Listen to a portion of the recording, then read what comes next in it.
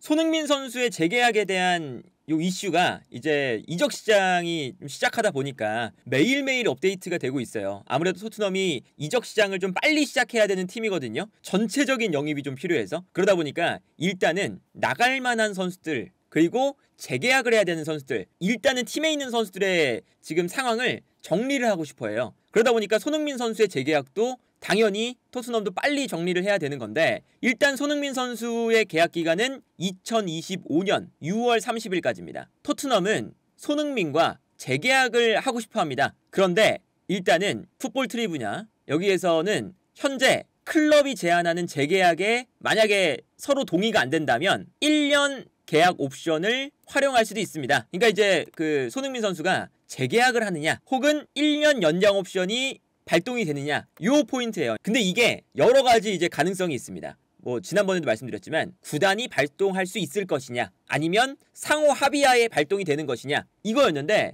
이제 어제부터 나오는 이야기는 약간 구단이 발동을 하면 재계약이 되는 것처럼 나오고 있어요. 예를 들면 뭐 잭 피브룻, 이 기자도 신뢰도가 높은 기자죠. 이 기자도 토트넘이 손흥민의 1년 옵션을 발동시켜서 2026년까지 계약을 맺고 있다는 것을 생각을 합니다. 이렇게 이야기를 했어요. 잭 피브룻도. 이거는 이제 손흥민 선수와 합의를 할 수도 있겠지만 기본적으로는 토트넘이 발동을 할 수가 있다.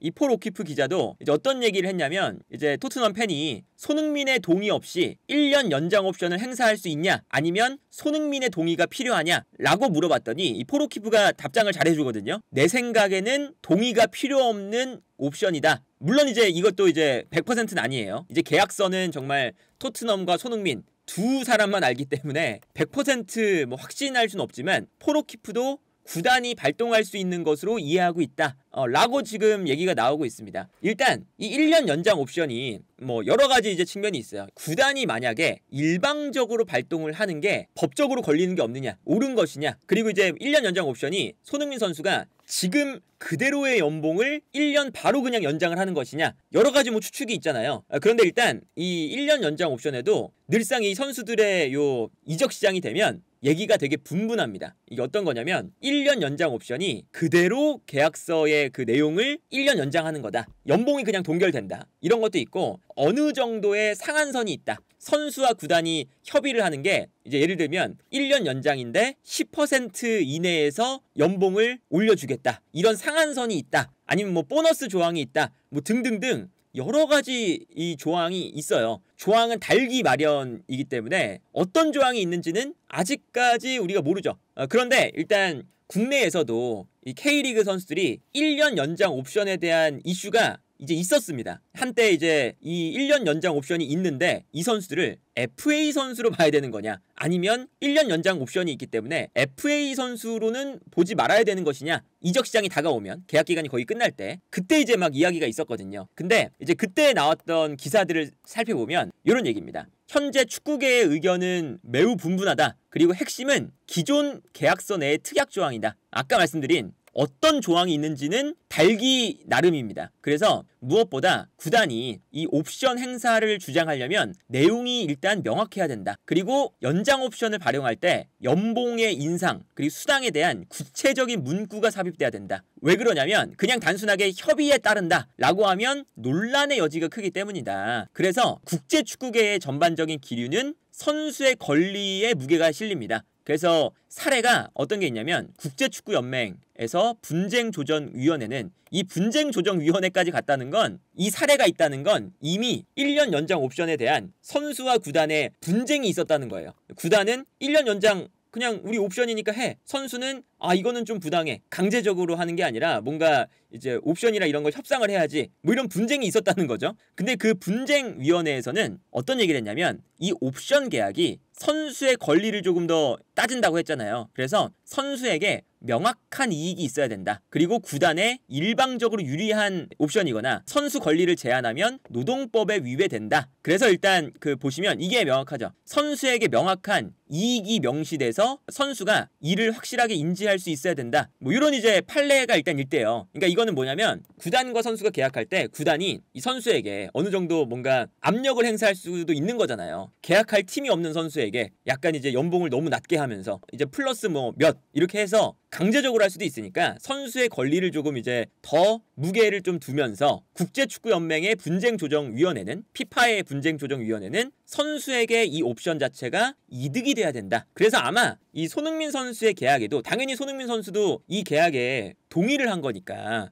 그냥 동의는 안 했을 거 아니에요. 그러면 분명히 이 계약에는 손흥민 선수의 연봉을 그냥 똑같이 가는 게 아니라 손흥민 선수의 연봉을 얼마나 좀 올려줄지 연장 옵션을 발동했을 때 보너스를 얼마 줄지 이런 것들이 명시가 되어 있을 거라고 생각이 든다.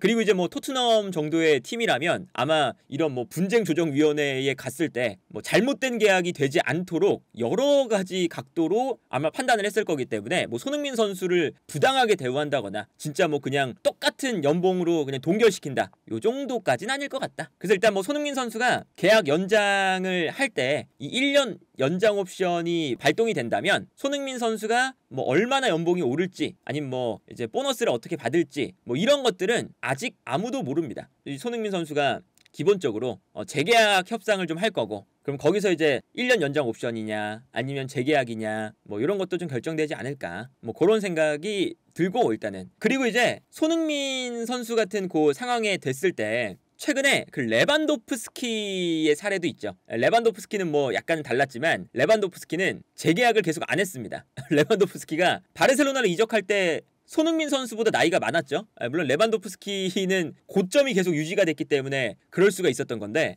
계속 버티면서 FA가 될 때까지 기다렸습니다. 그 다음에 이제 자유계약 선수가 되니까 연봉을 훨씬 더 많이 받으면서 이제 바르셀로나로 갔었죠. 물론 이제 뭐 그런 사례도 이제 손흥민 선수가 퍼포먼스가 어느 정도까지 뭐 2년이 지나도 유지가 되느냐 이거에 따라 다른 거지만 일단 이렇게 이제 월드 클래스의 선수는 퍼포먼스를 본인이 증명할 수만 있다면 자유계약 선수가 됐을 때 연봉을 충분히 받으면서 이적할 수 있는 그런 이제 상황이 또 오거든요. 그렇기 때문에 뭐 손흥민 선수도 본인 나름대로 잘 판단하지 않을까. 그래서 뭐 이거는 아직 뭐 확정은 아닙니다. 확정은 아니고 이제 손흥민 선수가 재계약 협상이 잘 돼서 재계약할 수도 있고 뭐 토트넘이 1년 옵션을 발동할 수도 있고 아니면 뭐 1년 옵션을 발동할 때 연봉을 올려줄 수도 있고 어떻게 끝날지는 아무도 몰라요. 지금 그래서 현지 기자들도 본인들도 100% 확신하는 얘기는 안 하고 있고 내 생각에는 이렇다 뭐 이런 이제 흐름인 건데 그래도 손흥민 선수가 오랫동안 토트넘에서 헌신한 모습들 이제 다른 빅클럽들에 비해 토트넘은 약간 연봉이 늘상 좀 적었다는 거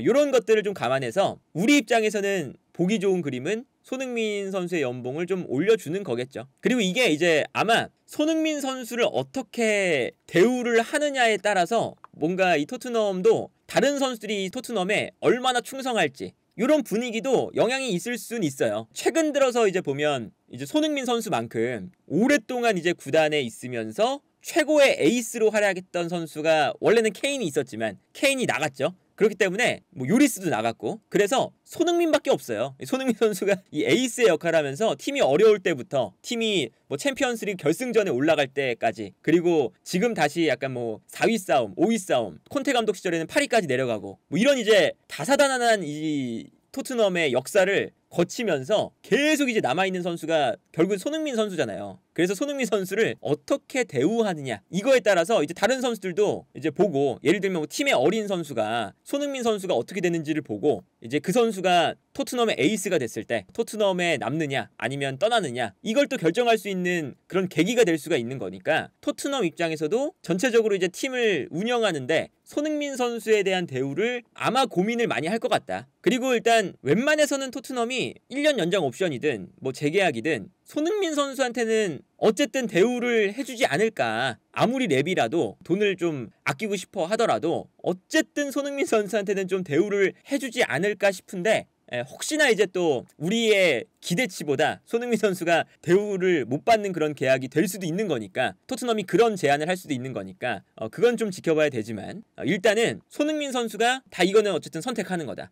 손흥민 선수가 이제 어린 나이도 아니고 손흥민 선수도 큰 에이전시를 끼고 있는 선수기도 하고 하기 때문에 손흥민 선수가 가장 뭐 행복한 선택을 하는 거니까 남든 뭐 재계약을 하든 1년 연장 옵션을 가든 등등등 다 손흥민 선수가 선택을 하는 거기 때문에 손흥민 선수가 이제 좀 몇 년 지나면 이제 마무리를 하는 단계로 가는 거잖아요. 그러면 그때 이제 손흥민 선수가 좀 편안하게 축구를 좀 즐기면서 뭔가 마무리를 하는 걸 우리도 보고 싶으니까 손흥민 선수가 좋은 선택을 하면 되지 않을까.